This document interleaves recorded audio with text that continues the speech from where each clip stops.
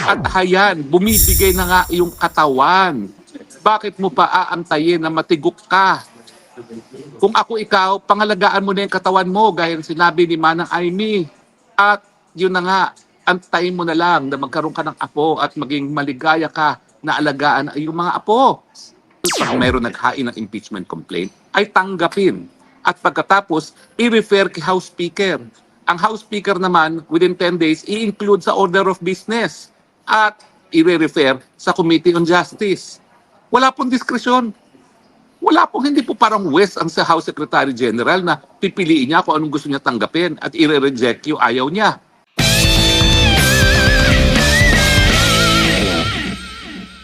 Hindi, ang mga balita. Ano ba yung mga balitang yan? Well, unang-una. Well, kakaiba po na umamin ang Malacanang na nagkaroon daw ng medical assistance ang junior dahil nagkaroon daw siya ng mga discomfort. Ayan na. Kaya naman, nakasaad po yan sa Biblia ha. Ang ating mga katawan ay templo ng Panginoon. At ang mga hindi nag-aalaga sa ating mga katawan na templo ng Panginoon ay pinarurusahan. Sino ba naman kasing nagsabing magbisyo siya? Ayan, dapat sabihin na niya, pinaalalahanan na siya ng kanyang kapatid na siguro panahon na bigyan niya ng prioridad ang kanyang kalusugan.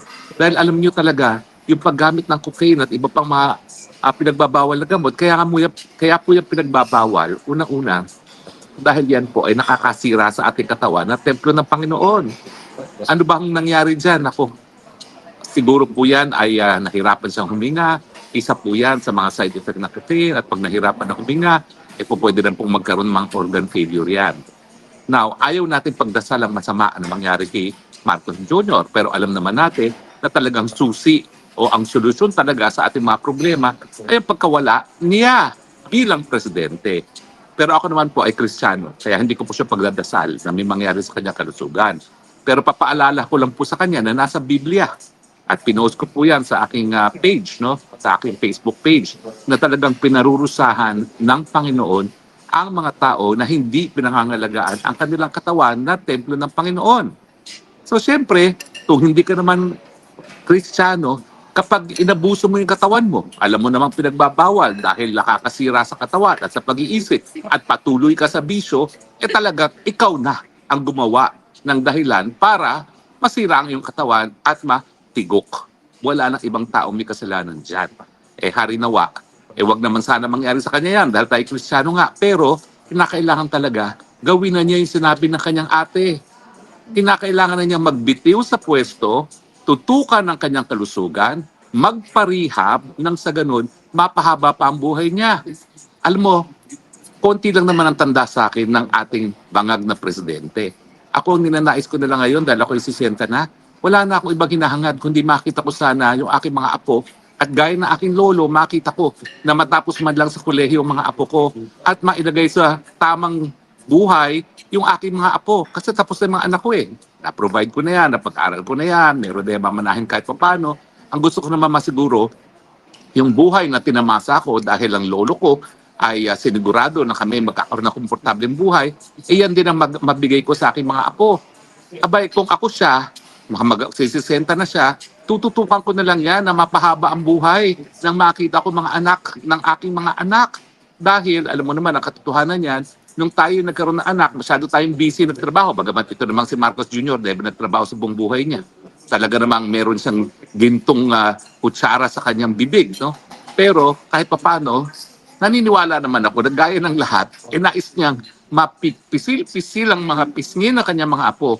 Kaya po pwede ba, Marcos Jr., sundin mo na si Manang Aimee?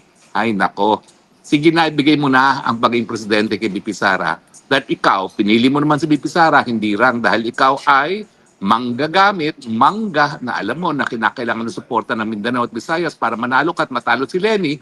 Pero at the same time, alam mo rin, kaya ni BP Sara ang pagiging presidente. Kung ikaw nga nababangag-bangag, kahit pa paano nakatapos ka ng halos 4 na taon. Wala nga lang nangyari sa Pilipinas. Naging mahirap nga lang ang buhay ng Pilipinas. Naging all-time low nga lang ang balor ng piso na sinyales na walang tiwala ang tao sa iyong pamumuno.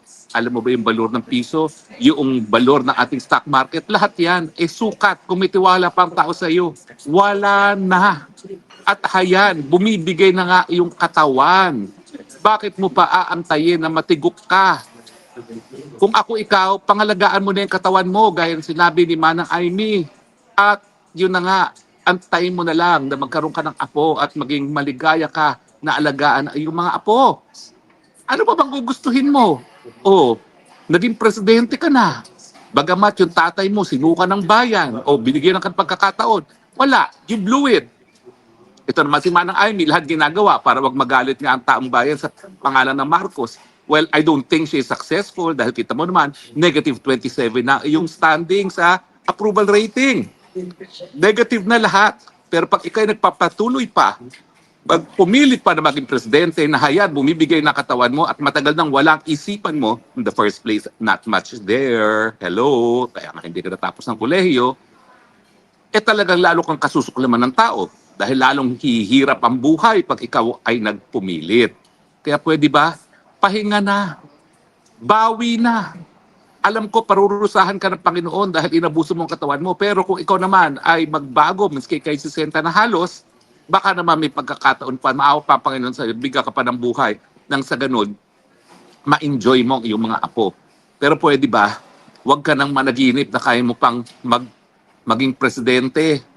Palpak na palpak ang iyong administrasyon. At kahit anong palit mo sa mga miyembro ng gabinete, ang problema, ikaw.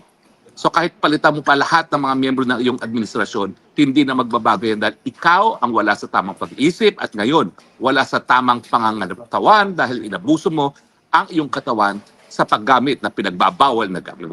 Diba? Obvious naman yon. O pag-usapan din po natin sandali.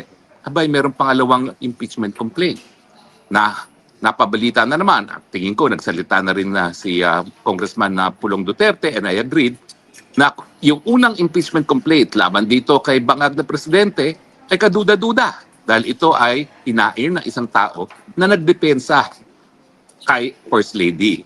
So sa akin naman, bakit naman gagawin yun na isang abogado na nagdepensa sa asawa mismo ng presidente? Bakit niya pa i-impeach ang presidente?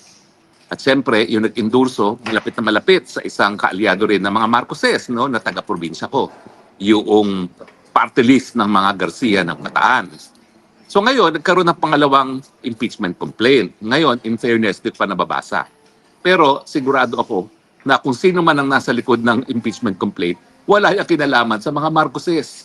So chances are, itong panibagong impeachment complaint, honest to goodness, kaya ayaw ngayon tanggapin ng Kamara de Representante. Meron ba legal na basihan na pagtatanggap? Wala po. Malinaw po yan na ang katungkulan ng House Secretary General pag mayroon naghain ng impeachment complaint ay tanggapin. At pagkatapos, i-refer kay House Speaker. Ang House Speaker naman, within 10 days, i-include sa order of business at i-refer sa Committee on Justice. Wala pong diskresyon. Wala pong, hindi po parang West ang sa House Secretary General na pipiliin niya kung anong gusto niya tanggapin at i-reject yung ayaw niya. Hindi po pwede na tatanggapin lang yung moro-moro na impeachment at kapag masustansya na impeachment, hindi nakatatanggapin. Yan po ilabag sa saligang batas. Wala pong ganyang kapangyarihan ang House Secretary General. Dahil unang-una, wala namang mandato yung House Secretary General na yan. Hindi naman yan halal ng bayan. Yan ay appointee lamang ng speaker. Pero yung ginagawa po niya, binibigyan niya ng karagdagang kapangyarihan ng kanyang sarili. Wala pong ganyang kapangyarihan. Shall ang sinasabi ng Constitution. Shall refer the impeachment complaint forthwith sa tanggapan ni Speaker at si Speaker naman ang magre-refer dyan sa order of business doon sa plenaryo nang mai-assign ng kaagad sa Committee on Justice. Wala yan po ang tinatawag na ministerial. Gawin mo, wala kang diskresyon kung ayaw mo hindi. Dahil kapag ikaw ay nagpumilit na meron kang diskresyon, yan ang tinatawag na grave abuse of discretion. Halatang halata naman kayo. Kapag moro-moro, tinatanggap para masigurado na meron na namang isang taon na impeachment-free ang ating bangag na presidente. Pasensya na kayo ha. May nagsabi sa akin na, huwag mo naman tawaging bangag. Ano tatawag ko sa kanya? Sariling kapatid niya, nagkumpirma na bangag siya. Ang dating presidente Duterte, sinabi bangag siya. Sa Agent Morales, sinabi bangag siya, sang-ayon sa isang confidential agent. Si Cathy Binag, sinabi banghag siya. Eh, ba't hindi pa natin siya tawagin banghag? Eh, talaga namang yan ay katanggap-tanggap na sa lahat, di ba? Buti sana kung hindi yan pinatutuhanan ni Amy Marcos. Eh, pinatutuhanan naman. Di ba? So sa akin po, mali po yung ginagawa ng House Secretary General. At kapag tinanggap po yan at for the same time, hindi po barred ang second complaint. Yan po yung desisyon ng Korte sa Francisco. Kaya lang naman na bar na itong pang-apat na complaint dito sa decision naman dito sa Duterte versus sa House of Representatives dahil nga po parang hindi tinanggap ang tatlo pero ang sinasabi hindi raw yun ay file. Hindi. Yan po ay deemed accepted but rejected. Kaya nga po yung pang-apat is barred. Pero ito po, dahil hindi pa naman po in session ang Congress na isampayan, dapat yan makaparating kay Speaker, pero i-refer po kaagad yan pag nag-resume na ang Congress from the recess. At kapag yan ay na-refer at the same time, hindi po barred ang second impeachment complaint. Kaya naman, ayaw nilang ipatanggap. Dahil alam nila na kapag merong sustansya yung second complaint at kapag hindi moro-moro yung mga nagsampa ng second complaint, kinakailangan umusad ang proseso ng impeachment. Whether that we have the numbers, hindi po natin alam yan. Dahil ang sinasabi ko nga po, talagang ang pulso ng mga politiko pagdating sa pulso ng taong bayan, ako, hindi po sila nagkakamali dyan. At ngayon po, siguro naman alam nilang basahin kapag negative 27 na ang approval rating ng presidente. Ibig sabihin, kiss of death pag pinagtakban mo pa ang presidente na negative 27 ang kanyang approval rating. Pasensya na kayo ha. Talagang tingin ko napaka-importante itong dalawang bagay na diniscuss natin ngayon na maski ako ay magpapataba na naman, kinailangan mag-spokes hour. So ano po pinag-usapan natin? Haya na po, nangyayari na ang nakasaad sa Biblia, pinarurusahan ang umaabuso sa ating mga katawan dahil ang ating katawan ay templo ng Diyos. At ang aking friendly advice, bagamat hindi ko pinagdadasal na siya ay matuluyan dahil ako po isang Kristiyano, yan naman po ay nasa Biblia. Yan po ang husga ng Panginoon. Pero may panahon pa para magbago. Ang importante lang, magbitiw, ibigay ang paging presidente sa kanyang piniling vice president. Pinili naman niya yan, hindi naman niya katunggalian eh. Ginamit pa nga niya, hello. At magpagaling. Nang sa ganun, ma-enjoy naman niya ang kanyang mga apo. At pagdating naman po dito sa pangalawang impeachment complaint, nako, halatang-halata, Sec-Gen. Kapag di mo tinanggap yan, ang tinatanggap mo lang ay yung mga muro-murong impeachment. Dahil pag tinanggap mo yan, mare-refer yan at the same time dun sa first impeachment complaint at yan ay hindi ipinagbabawal ng saligang batas, yan na rin ay sang-ayon sa desisyon ng aking kaso mismo na inargue sa Korte Suprema, ang Francisco versus House of Representatives. Kung may opinion po kayo tungkol sa isyong ito, ilagay lang sa comment section. Huwag kalimutang mag-like, mag-share, at mag-subscribe para sa mas marami pang makabuluhang diskusyon tungkol sa mga usaping mahalaga sa ating bansa. Maraming salamat po sa panunood.